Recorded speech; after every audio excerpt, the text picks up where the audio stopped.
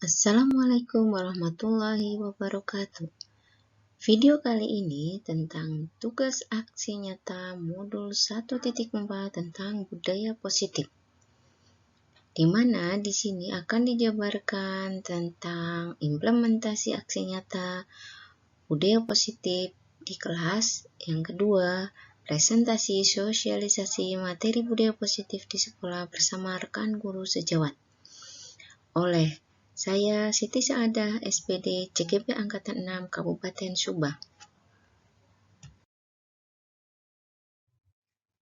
Pada implementasi aksi nyata budaya positif di kelas, di sini saya membuat keyakinan kelas dengan murid kelas 7C yang saling menghormati, saling menghargai, saling bekerja sama, bersemangat belajar, tertib, dan tanggung jawab.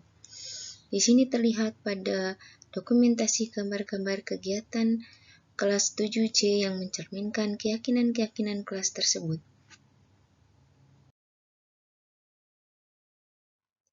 Berikut video presentasi, mari kita tonton bersama. Perbedaannya apa? Tadi sudah disampaikan bahwa menghukum kalau di sini lebih ke hukuman fisik maupun verbal yang menunjukkan seperti menunjuk, melotot atau menghardik. Yaitu mungkin saya sendiri pernah melakukan atau Bapak Ibu mungkin punya pengalaman yang sama ketika menghadapi anak. Jadi sebenarnya bagaimana kita mempelajari budaya positif yang sudah disampaikan Pak Mus tadi, kita lihat bahwa sebenarnya guru itu mempunyai posisi kontrol, yaitu ada 5 posisi kontrol di sini. Kita itu sebagai guru bisa menjadi penghukum. Bagaimana seorang guru menjadi penghukum? Itu ketika menghadapi anak yang bermasalah, ya di sini guru menggunakan hukuman fisik maupun verbal yang menunjuk begini, melotot dan menghardik biasanya. Jadi seperti kata patuhi aturan saya, awas misalnya seperti itu. Jadi di sini anak akan cenderung marah dampaknya, terus takut, terus mungkin ada sedikit pendendam gitu, atau mungkin agresif. Seperti pengalaman saya pada saat saya ngajar di suatu sekolah, nggak usah saya sebutin ya. Jadi ada guru yang dalam mengatasi masalah anak itu cenderung ke arah menghukum. Apa yang terjadi Bapak Ibu? Kursinya dikasih permen karet dan ban motornya dibocorin. Itu karena mungkin kejadian seperti itu sudah sering mungkin, jadi si anak merasa tumbuh rasa dendam atau agresif. Dan mungkin kita sebagai guru nggak ingin seperti itu terjadi pada anak-anak kita. Nah, kemudian ada posisi pembuat rasa bersalah. Mungkin kita nggak menyadari bahwa apa yang kita lakukan, terutama saya di sini, telah membuat murid itu merasa bersalah. Jadi di sini posisi yang bagaimana sih pembuat rasa bersalah?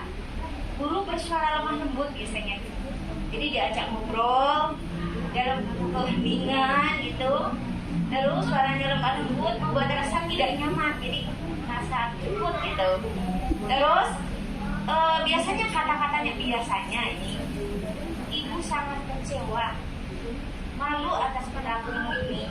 Nah, jadi si anak itu atau murid ini akan merasa bersalah karena merasa saya sudah mengecewakan orang lain di sini, telah mengecewakan gurunya, terus merasa menjadi orang yang gagal, bahkan akan tertekan dan menyakiti diri sendiri. Ada kecenderungan anak yang seperti itu karena mungkin hukuman yang diberikan posisi membuat rasa bersalah mungkin sering terjadi. Jadi bisa mengakibatkan tadi bisa menyakiti diri sendiri. Terus selanjutnya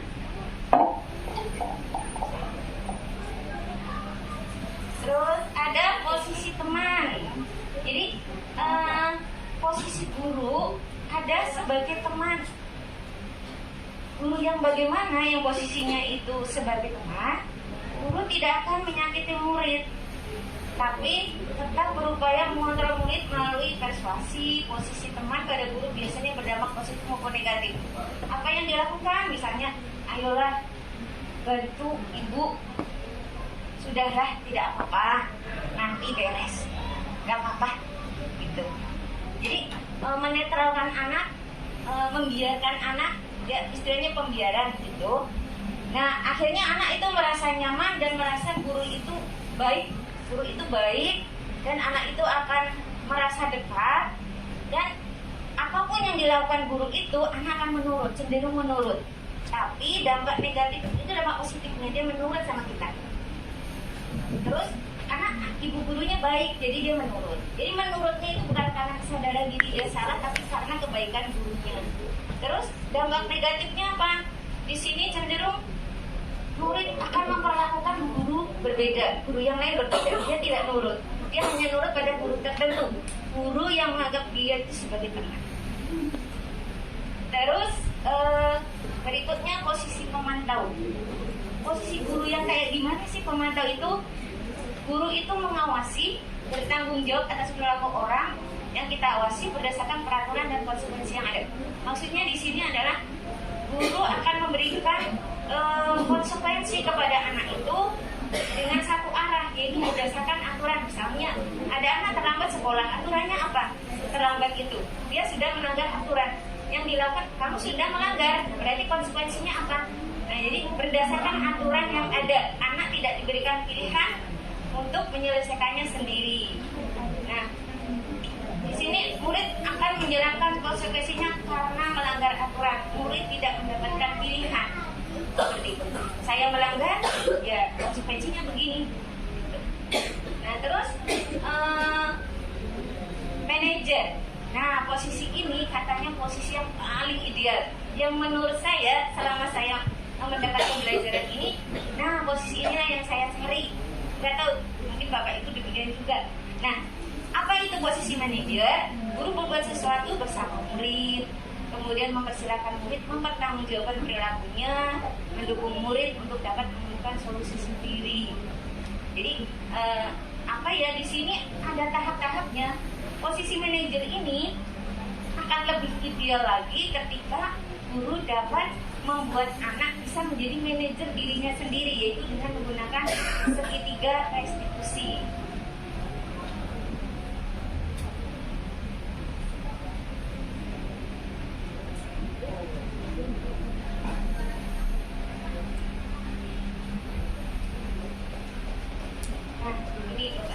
Apa yang dimaksud restitusi kan terakhir tadi yang disampaikan sama Pak Mus ya. Segitiga restitusi itu adalah proses dialog yang dijalankan oleh guru atau orang tua agar dapat menghasilkan murid yang mandiri dan bertanggung jawab. Jadi karena terbentuk mandiri dan bertanggung jawab, dimanapun dia berada, melanggar apapun dia sudah bisa menyelesaikan sendiri. Jadi tidak tergantung pada aturan yang ada di tempat itu. Terus pada saat guru di posisi manajer, aspek yang dikembangkan adalah motivasi intrinsik. Tadi sudah disampaikan ada motivasi ekstrinsik, yaitu lebih cenderung ke posisi penghukum, pemantau, terus merasa bersalah, teman. Nah, posisi intrinsik itu cenderung ditemukan pada posisi manajer. Itu dengan menggunakan segitiga restitusi, di mana yang dilakukan oleh guru ketika menangani anak bermasalah, dia akan menggunakan langkah-langkah sebagai berikut.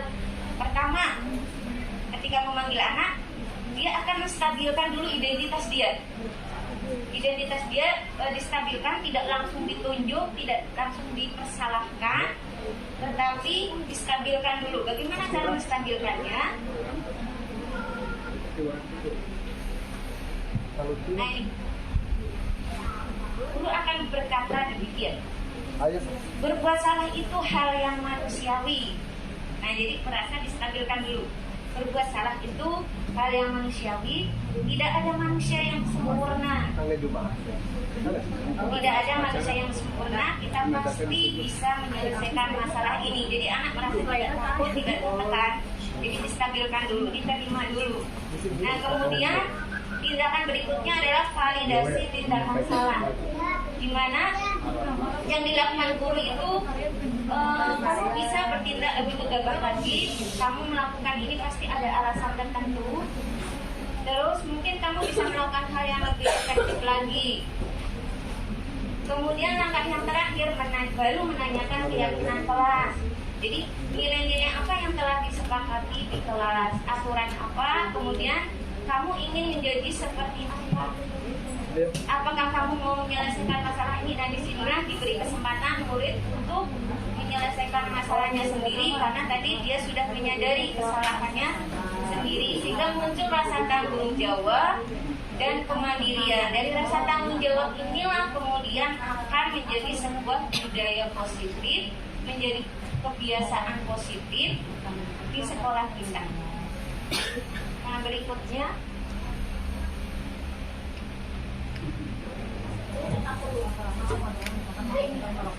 apa itu keyakinan kelas? Apa itu keyakinan kelas?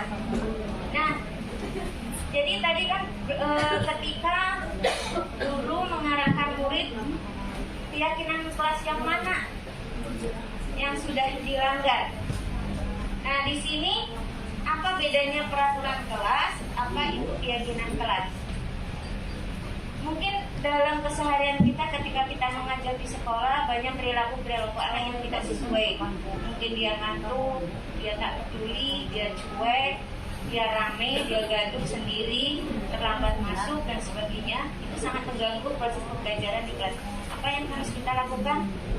Mungkin kita bisa melakukan dengan membuat keyakinan kelas supaya anak menyadari kesalahannya. Apa itu keyakinan kelas? Nah, di sini kadang saya sendiri merasa keyakinan kelas itu indikatornya itu keaturan. Misalnya jangan terlambat masuk, jangan gaduh, jangan membawa senjata, barang-barang yang berbahaya dan sebagainya, itu aturan.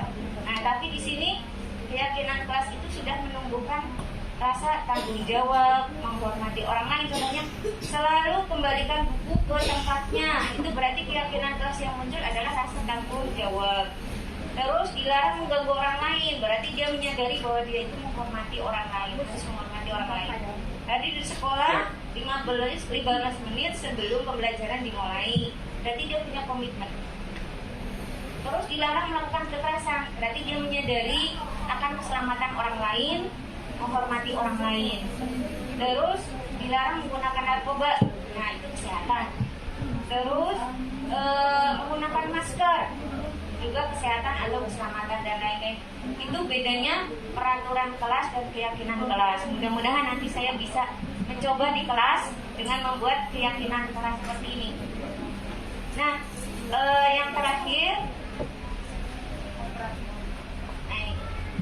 mengapa tidak peraturan saja? Mengapa harus dengan keyakinan kelas? Kan kita gampang membuat kata-kata atau indikatornya dari peraturan kelas. Nah, di sini karena apa contohnya? Mengapa kita memiliki peraturan harus menggunakan helm ketika mengendarai motor? Kira-kira kenapa ya? Agar tidak ditilang. Agar tidak ditilang. Kalau nggak ada penilangan berarti nggak pakai helm aman, nggak apa-apa ya Pak ya. Bisa melanggar lagi ya, gitu. Terus mengapa kita harus datang tepat waktu pada saat mengikuti pelajaran atau masuk sekolah? Kenapa harus tepat waktu? Kira-kira kenapa ya Bu? Agar tidak ketinggalan pelajaran. Agar tidak ketinggalan, pinter ya, pinter. Nah, jadi mengapa harus keyakinan kelas itu untuk mendukung motivasi intrinsik tadi dari dalam kesadaran tanggung jawab. Ya, kembali ke nilai-nilai atau keyakinan lebih menggerakkan seseorang dibandingkan mengikuti serangkaian peraturan. Karena peraturan itu berlaku di tempat yang berbeda. Tempat berbeda, aturan berbeda. Tapi kalau keyakinan, apapun aturannya, dia sudah menyadarinya. Mungkin seperti itu yang saya sampaikan. Selanjutnya Bu Eva akan menyampaikan materi. Terima kasih Bapak Ibu. Assalamualaikum warahmatullahi wabarakatuh.